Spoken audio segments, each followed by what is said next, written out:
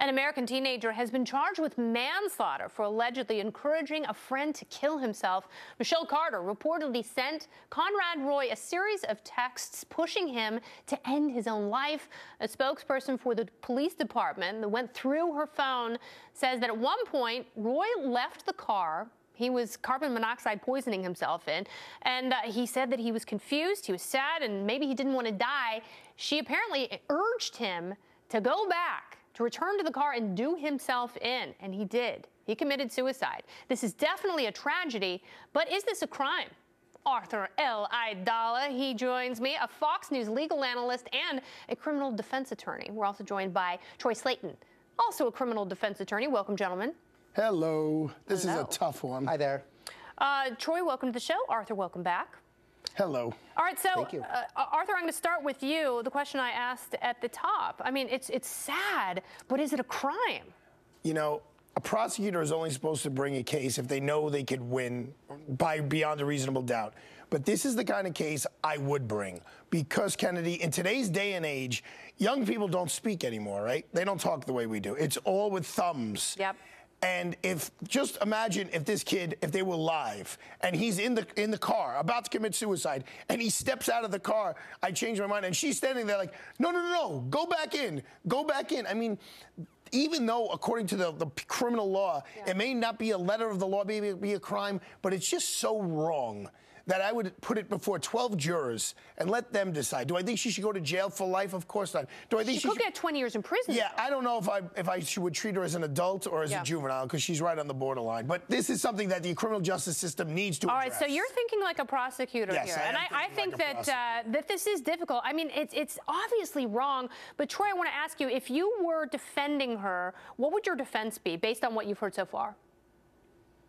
Well, they're criminalizing speech here. And I know that the First Amendment is not absolute. You can't yell fire in a crowded movie theater. But we're criminalizing speech. And even if she did encourage him, that doesn't rise to the level of criminality. And Massachusetts is one of 10 states that allows for assisted suicide. So the legislature and the people of Massachusetts have decided that even helping someone commit suicide is not a crime here. There's a big difference in aid in dying and going and getting a prescription so you can gracefully, with dignity, end your life, and a couple of 17-year-olds sending each other thousands of text messages about their depression, the kid wanting to back out of it, and her saying, no, get back in there and do it, wuss. And you know, Kennedy, this is no different than a crowd of people at the bottom of a building watching the guy that's about to jump, and 30 or 40 people are yelling, Arthur, how is it different? With their personal relationship, how is it different, Arthur?